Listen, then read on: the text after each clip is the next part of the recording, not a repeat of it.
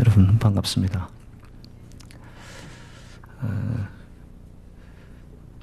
저는 예배는 딴 것이 아니라 안경을 바꿔 쓰는 거라고 생각을 합니다.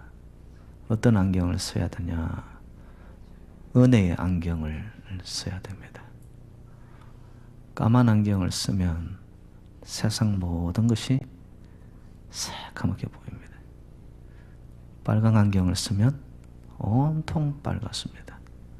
근데 은혜의 안경을 쓰고서 옆에 사람을 보면 그렇게 평소에는 골칫덩어리가 갑자기 은혜로 보면은 이 걸작품으로 보이는 거예요. 예. 옆에 앉은 사람들 한번 보세요. 예, 다 걸작품으로 보이시죠?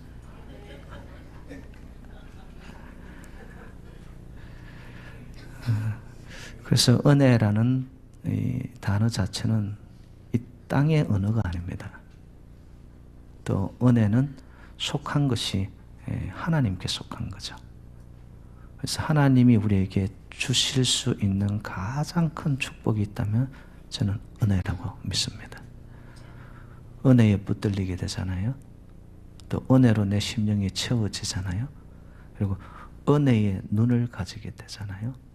그러면 지나가는 바람 한결이 그렇게 신선하게 느껴집니다. 그냥 지나가면서 무심결에 보았던 생각 없이 지나갔던 풀 한 포기가 그렇게 아름답게 보이기 시작하는 거죠.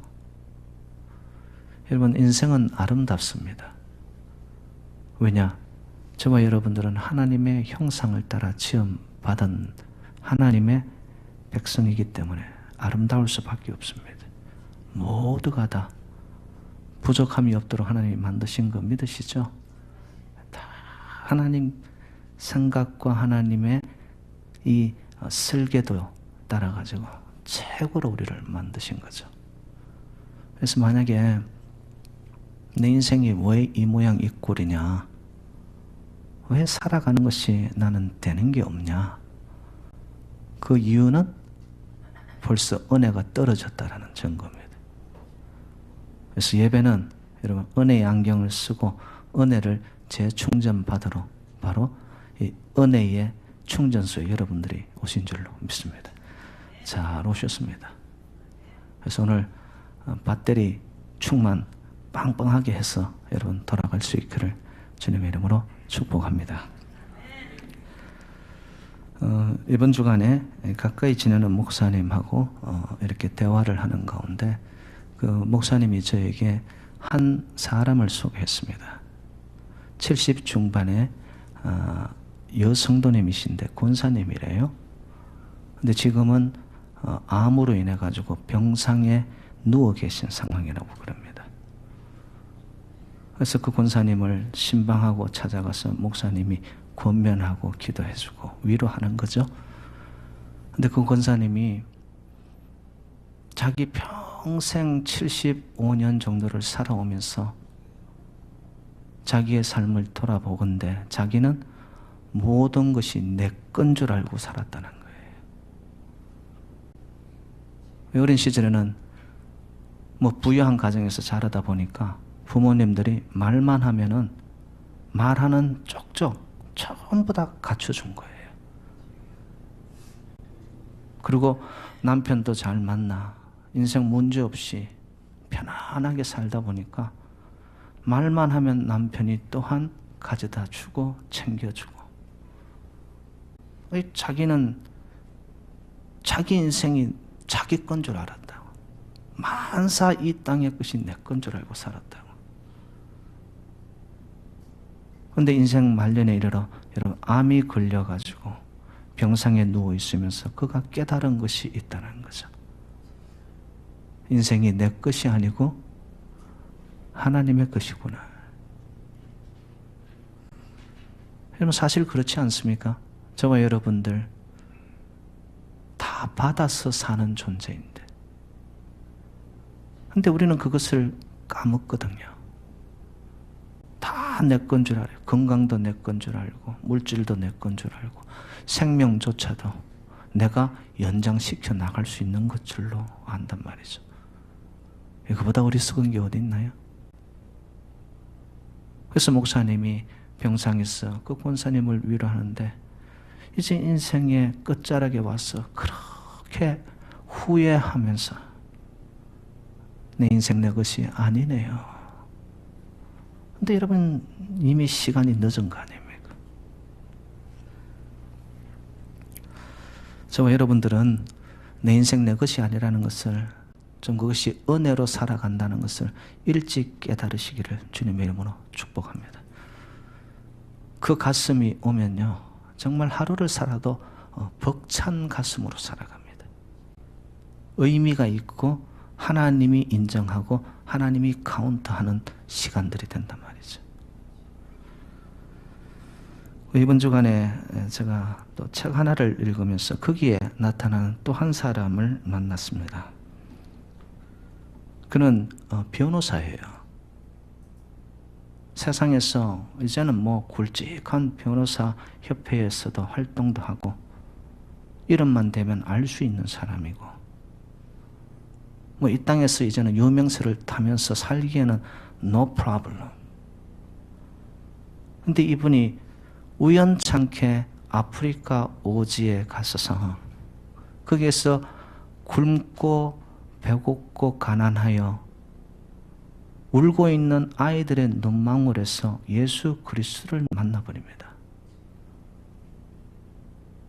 평소에 자기가 예수를 믿는다고 했지만 예수 그리스도에 대한 체험이 없이 그냥 똑같은 다람쥐 쳇바퀴와 같은 습성에 굳어진 신앙생활을 했던 그에게 그 어린아이들의 눈망울에서 예수 그리스도의 형상을 만난 이후에 그가 누리고 있던 변호사 이 모든 것들을 접어버립니다. 그리고 인생을 그 영혼들을 위해서 그의 생을 드리는 거예요. 그가 가지고 있었던 인맥의 이 네트워크를 이용해 가지고요, 펀드레이징을 하고 선교를 하게 되어지고, 그래서 영혼 구원 사업에 나머지의 인생을 드립니다.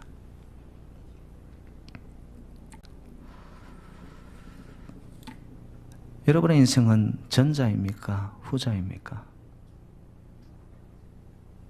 권사로서, 아니면 장로로서, 아니면 심지어 목사로서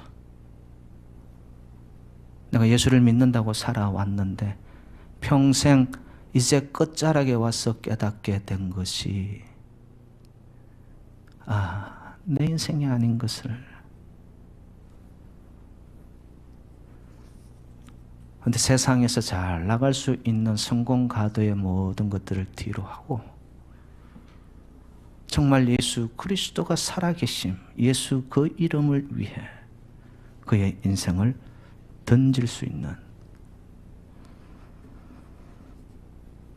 그럼 목사님, 예수 위해 사는 것은 지금 뭐 저희들 보고 현재 삶의 자리를 포기하고 신학교 가서 선교사 되고 목사 되라는 겁니까? 아니요, 그게 아닙니다.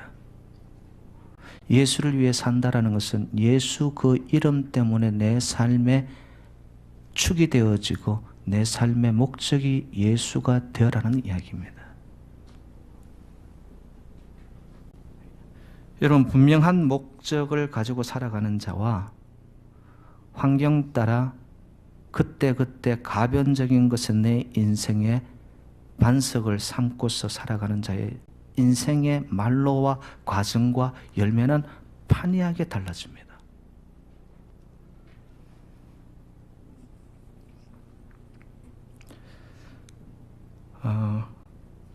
저희들이 그리스도인이라고 표현할 때 그건 딴 게 아니고 예수의 뜨거운 가슴을 가지고 살아가는 자들이 그리스도인입니다.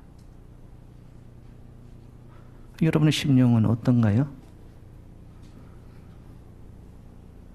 혹시 사화산으로 내가 예수는 듣고 복음은 들었지만 내 안에 불은 꺼져 있는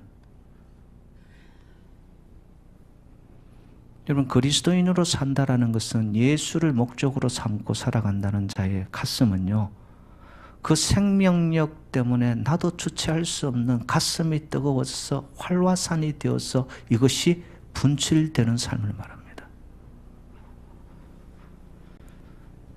분출되어지면 반드시 알게 되고 느껴지고 보여집니다.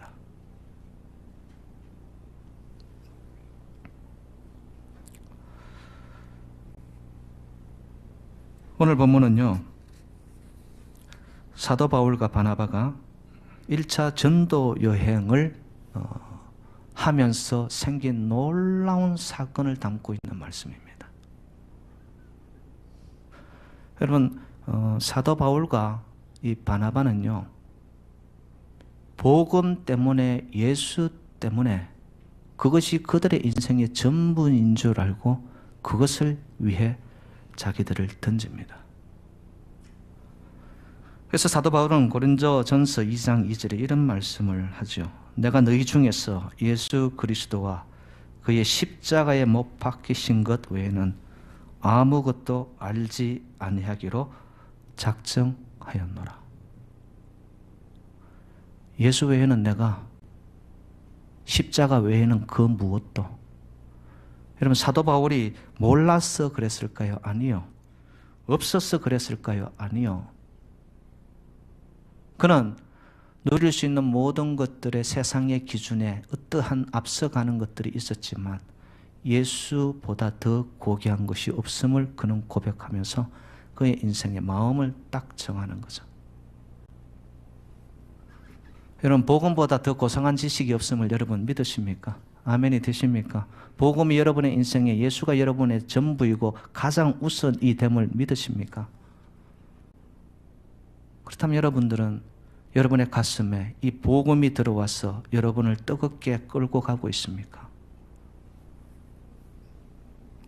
여러분, 예수 안에 생명이 있고 예수 안에 구원이 있고 예수가 진리임을 여러분들이 고백되어진다면요, 정말 나도 내 스스로가 주체할 수 없는 내 안에서의 생명력이 나를 끌고 가야 됩니다. 그런 자들이 세상을 바꾸어 놓더라고요. 바로 바울과 바나바와 같은. 1차 전도 여행은 출발지가 수리아의 안디옥이었습니다.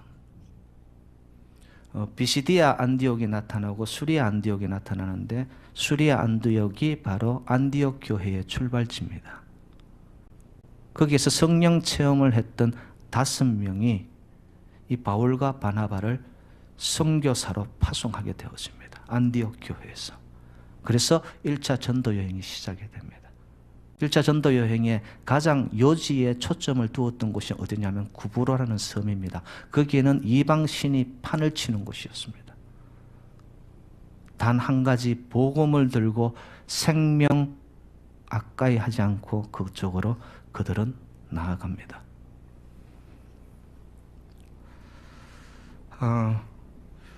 그 구브로 섬에서 말씀을 증거하고는 그들은 다시 북쪽으로 육지를 따라 올라가게 됩니다. 거기서 나타나는 동네 이름이 이고니온입니다. 그리고 이고니온에서 한 180km 떨어져 있는, 마일로 치면 한 100마일 정도 되나요? 거기에 있었던 하나의 도시가 루스드라입니다. 루스드라는 이 더베와 아주 쌍둥이 시대라고 할 만큼 가까이에 있었습니다. 그래서 오늘 본문은 이 이고니온과 루스드라에서 있었던 사도 바울 그리고 바나바의 사역에 대한 것을 이렇게 렌즈를 맞춥니다. 복음을 전함에 있어서 여러분, 예수를 증거하면 우리의 가는 길은 고속도로처럼 길이 확 뚫리고 가는 곳곳마다 환영 인파들이 나와서 기다리고 있을까요? 그렇지 않습니다. 복음을 전하는 길은 예수의 생명이 내 안에서 나를 붙잡아서 그 길을 따라가는 자의 삶은 솔직히 말하면 보장된 길이 없습니다. 왜? 오늘 본문에도 바울과 바나바가 복음을 들고 선교하며 가는 곳곳마다 핍박을 받습니다. 심지어는 여러분 돌에 맞아서 기절한 적도 있습니다. 그리고 오늘 본문에는 보니까 돌을 들고 그들을 치려하니 바울과 바나바가 미리 알고는 그곳을 도망가는 것이 아니라 피하여 갑니다. 왜? 복음은 전하여져야 되니까.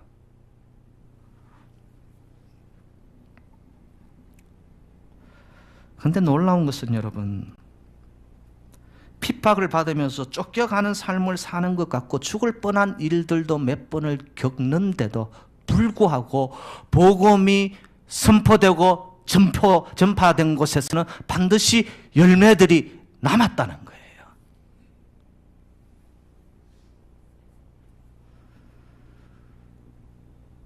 오늘 본문 4절에 보면은 이 복음에 대한 반응이 딱 두 가지로 나타납니다. 4절 말씀에 이런 표현이 있었습니다. 그 시내에, 이고니온입니다. 이고니온의 시내에 무리가 나뉘어 유대인을 따르는 자도 있고 두 사도를 따르는 자도 있느니라. 여러분, 복음이 증거되어지고 예수의 생명이 전달되어지는 곳에는요, 이것도 좋고 저것도 좋고 회색지대는 없습니다.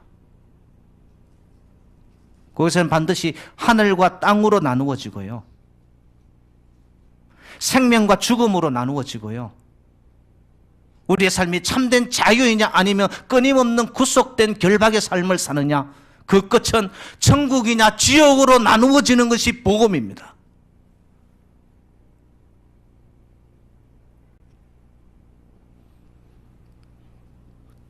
여러분, 교회를 다니면서 성경 공부도 하고 수많은 예배를 드리시지 않습니까? 여러분, 어느 편에 서 계십니까? 정말 생명이, 참된 자유가, 나는 오늘 죽어도 천국 가, 여러분, 그런 삶의 믿음이 여러분에게 정말 있습니까? 교회 안에 있어도 제가 말씀을 누누이 드리죠. 예수 안으로 진정으로 들어오지 않으면 교회 안에 있다고 해서 천국 간다는 보장 없습니다. 사도를 따르는 자와 사도들을 죽이려고 손에 돌을 쥔 유대인들, 이방인들을 따르는 자들이 딱 나누어집니다. 인생은요, 우리가 하나님 앞에 서는 그날 마지막 심판의 자리에서 나뉘어집니다. 지금은 아닌 것 같죠, 여러분들? 성경은 그렇게 정언하지 않습니다. 명확하게 나누어집니다. 여러분들이 모두 다 천국에 이르기를 주님의 이름으로 축복합니다. 그런데 그 천국의 생명과 자유와 내 안에 있는 이 은혜의 감격이 여러분, 이 땅에서도 우리 모두 새누리 제단들 그리고 새누리 성도님들 위에는 충만하시기를 주님의 이름으로 축원드립니다.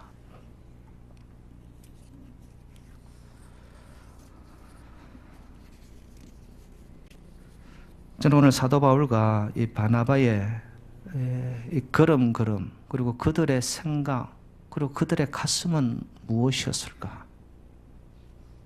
제가 거기에 포개어져서 말씀을 준비하며 저 스스로가 정말 이들이 갔던 그러한 순간순간의 자취를 저 스스로가 한번 따라가 봤습니다. 그런데 저 자신의 부끄러움을 확인하는 거죠. 그렇게 돌에 맞아 죽어가는 상황 앞에서도 바울과 바나바는 어떻게 했느냐? 단 한 가지, 복음을 반복해서 증거합니다. 복음은 뭐죠? 예수 그리스도가 주라는 것. 예수가 나의 죄를 위하여 십자가에 피를 흘리셔서 내 대신 화목제가 되어주셔서 나를 살리려 구원의 사람으로 그 하나님의 뜻을 이루려 가셨던 그 자체, 십자가가 복음입니다. 오늘 보면 7절에 보면 이런 표현이 있습니다. 거기서 복음을 전하니라. 거기가 어디였습니까? 이고니온. 상황은 돌을 들고 그들을 잡아 죽이려고 하는 상황. 그런데 원문에 보면은 하나가 빠졌습니다. 뭐냐? 거기서도 복음을 전하니라. 오늘날 그리스도인들은 너무 약아 빠졌습니다. 웬만한 핍박, 웬만한 인생의 어려움이 있는 길은 피해갑니다. 그 이유는 단 하나입니다. 복음의 불이 꺼졌기 때문에 그렇습니다. 예수 생명이 약화됐기 때문에 그렇습니다.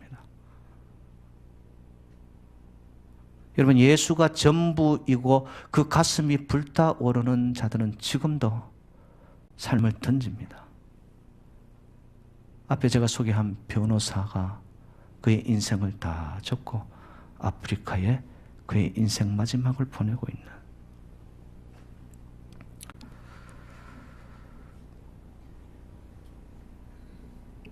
여러분, 저와 여러분들이 예수를 위해 산다는 것이 뭐죠? 저는 딴 것이 없다고 봅니다. 예수가 그리스도라는 것, 예수가 주라는 것을 저와 여러분의 입술을 통하여서 여러분 선포하고 증거하는 길이 예수를 위해 살아가는 길이라고 저는 믿습니다. 여러분, 정말 입술을 벌려, 아니 내 가슴에서 벅차오르는 구원에 대한 감격, 예수의 그 생명이 나를 불타오르게 하고 있다면 여러분 입술을 벌려 예수가 주라는 것을 선포할 수 있기를 주님의 이름으로 부탁드립니다. 그런데 놀라운 거는요, 그 반복되어지는 복음의 씨앗을 뿌림을 통하여 그 복음을 듣고 구원받는 자들이 있더라는 겁니다, 여러분.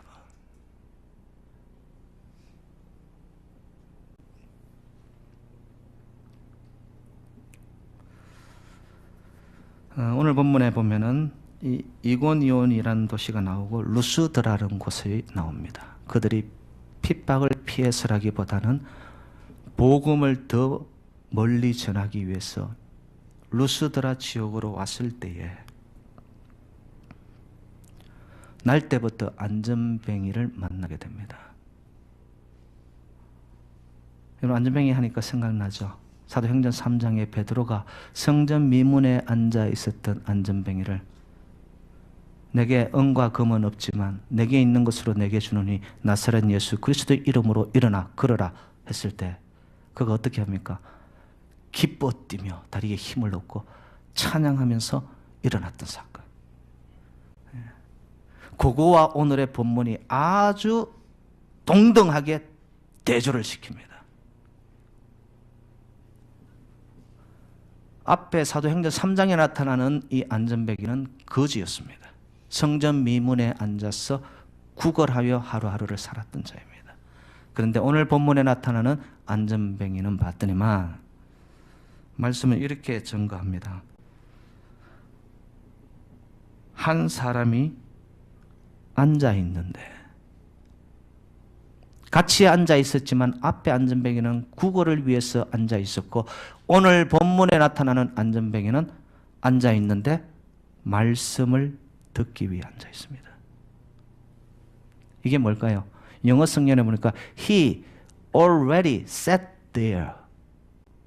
이미 거기에 기대감을 가지고 준비하여 와서 말씀의 자리에 사도들이 지나간다는 이야기를 듣고는 소문을 듣고는 거기에 와서 이미 자리를 잡고 있었던 거예요, 여러분. 그럼 이 안전뱅이는 말씀을 듣기 위해서 이런 모든 것을 거기에 들었겠죠. 그래서 영어 표현에 이렇게 나와 있습니다. He listens to Paul as he was speaking. 말씀을 증거하는 그때에 그는 듣고 있었던 거예요.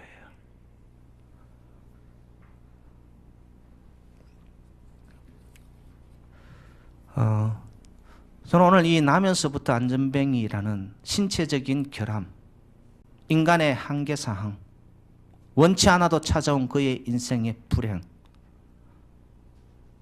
근데 시작은 그의 삶이 슬픔과 좌절이었던 것 같은데 그의 인생의 끝은 해피엔딩으로 끝납니다. 저는 오늘 이 안전뱅이가 일어나 걸어갔던 역사가 저와 여러분의 신체 위에, 저와 여러분의 불 꺼진 심령 위에 하나님의 성령의 불이 여러분에게 댕겨져서 여러분의 삶의 자리에서 일어나 걸어가는 역사, 우리 교회가 다시 한번 일어나서 하나님의 일을 감당하는 복된 재단이 되시기를 주님의 이름으로 축복합니다. 그 과정이 있습니다. 첫 번째, 사도 바울이 거기 와 앉아 있는 안전뱅이를 주목합니다. 하나님의 종이 그 사람의 심령을 깨트려 보는 거예요. 바울이 주목하여, 말씀 9절에 있습니다. 주목하였다는 것은 눈과 눈이 마주친 것입니다. 주목은 집중입니다. 여러분, 돋보기에 태양빛이 지나갑니다. 초점이 이루어 집중이 되어진 그 빛이 프리즘을 지나가면서는 놀라운 열을 일으키고 불을 일으킵니다. 왜? 초점의 주목에 집중이 되어졌기 때문에. 저는 그 안전뱅이를 바라본 사도 바울의 집중은 뭘 봤을까? 그 영혼 밑바닥을 하나님께서 능치 못함이 없다라는 거. 아버지 저를 불쌍히 여겨달라라는 거. 이 인생의 울타리에서 아버지 저를 구원해 달라라는 사모함과 기대함, 그 마음을 사도 바울이 주목하여 집중하여 보았던 것입니다.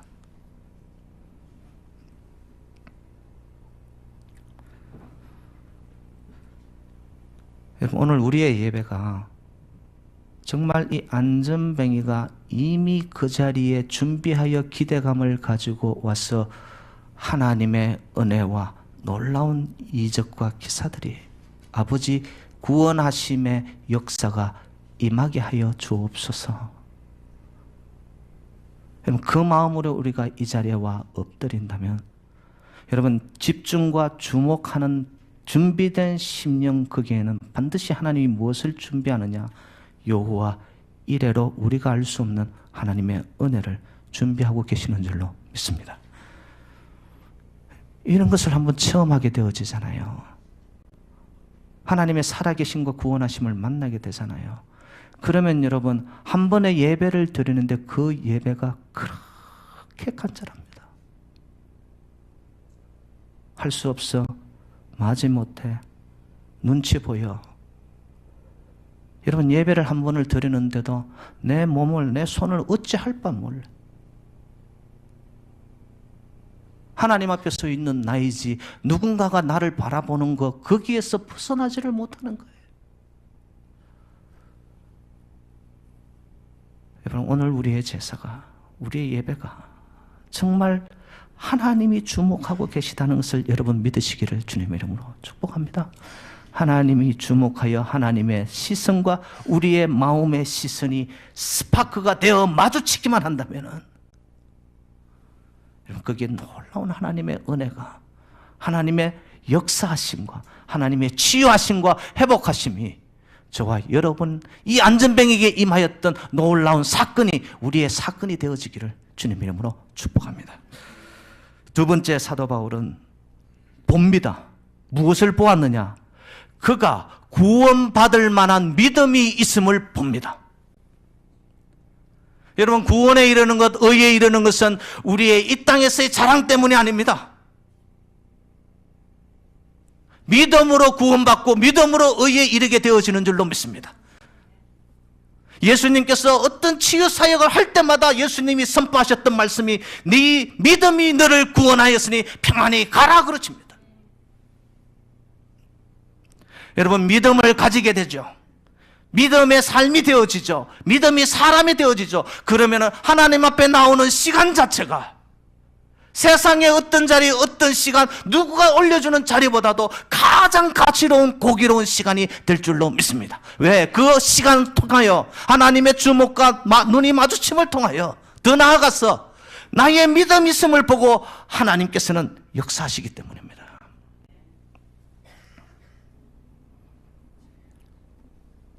근데 이 믿음이 어디서 왔냐 봤더니만 이 사람이 말씀을 듣는 거예요.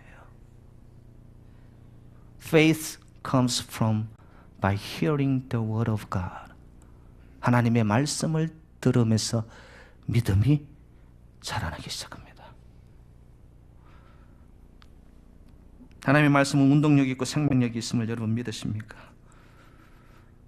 여러분, 믿음의 씨앗이 뿌려져 믿음이 자라나고 성장하기 위해서는 하나님의 말씀의 영양분이 들려져야 됩니다. 여러분, 오늘도 이 말씀의 선포가 그냥 지나가는 바람 소리, 인간 소리로 들리지 마시고 하나님이 여러분의 영혼을 살려내기 위한 하늘의 생명으로 들리고 하늘의 양식으로 들려지기를 주님의 이름으로 축복합니다. 그것이 내 말씀으로 붙잡고 그것이 믿음이 자라나기 시작하면서 이상하게 이 안전뱅이의 삶의 내면이 달라지기 시작합니다. 이제는 어두움이 그를 짓눌렀는데요. 여러분, 어두움은요, 망치로 깬다고, 총으로 위협한다고 이 어두움이 물러가지 않습니다. 복음의 능력, 하나님의 가스펠, 유앙겔리온, 이 복음이 그의 깃전을 때리고 가슴을 때려 어둠에 쌓여있던 모든 삶의 주변들이 떨어져 나가고는 이제는 예수만 보여지기 시작합니다. 믿음의 눈으로 보니 예수가 들려옵니다. 보여집니다. 역사하십니다. 그리고 이 안전뱅이는 삶의 자리에서 일어서기 시작합니다.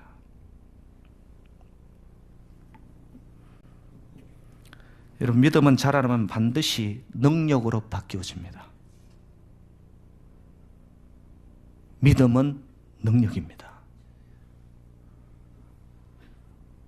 그리고는 세 번째, 사도 바울이 그를 향하여 선포합니다. 내 발로 일어서라. 믿음이 토대가 되어 있고 그 믿음의 능력이 이 사람을 사로잡다 보니까 이제는 선포되는 말씀 그대로 되어질 줄로 믿고 이 사람이 행동하게 되어집니다. 사랑하는 여러분들, 우리는 이렇게 생각합니다. 믿음은 비이성적인 거라고 그렇게 이야기합니다. 교양과 상식과 지식과 이 땅의 기준으로 볼 때 믿음의 세계는 그거는 아주 말도 안 되는 세계. 여러분, 믿음은 비이성적 세계가 아니라 초이성적 세계입니다. 인간의 이성, 인간의 감정, 인간의 양식, 교양 이런 것을 넘어서는 하나님의 세계를 보는 눈이 믿음입니다.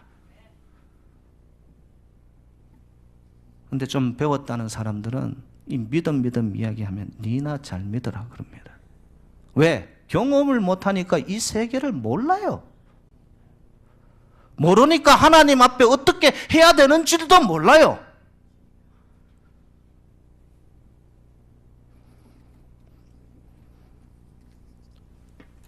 믿음의 사람인 사도 바울이 선포하는 가운데 믿음의 사람이 그 말씀을 붙잡으니까 그는 일어나 걷기 시작한 줄로 믿습니다. 여러분, 오늘 부족한 종이 앞에 서서 하나님의 말씀을 대언하며 믿음의 말씀을 선포할 때 여러분 믿음으로 이 말씀을 받으시기를 주님의 이름으로 부탁드립니다. 인간의 말이 아니라 하나님의 말씀으로 들려질 때 이 말씀이 내 말씀이구나라고 붙잡아 버릴 때에 여러분의 삶을 가로막고 있던 어두움이 사라지고요. 여러분, 사탄 마귀는요 끊임없이 우리 인생을 주저앉힙니다. 가라앉게 만듭니다. 퍼져 있게 만듭니다. 그런데 복음이 들어오지 않습니까? 그것이 믿음으로 내 삶을 붙잡고 가지 않습니까? 그 복음은 반드시 우리를 일어서게 만듭니다. 그 좌절의 자리에서 이제는 둘러보지 않아도 될 삶의 하늘을 바라보며 이 모든 자리, 죽음의 자리에서 뚫고 일어나기 시작합니다. 여러분, 그런 믿음의 역사, 구원의 역사, 일어나 걷는 역사, 바로 우리 제단 위에 여러분의 삶의 현장 속에 함께 하시는 놀라운 은혜가 있으시기를 주님의 이름으로 축원드립니다.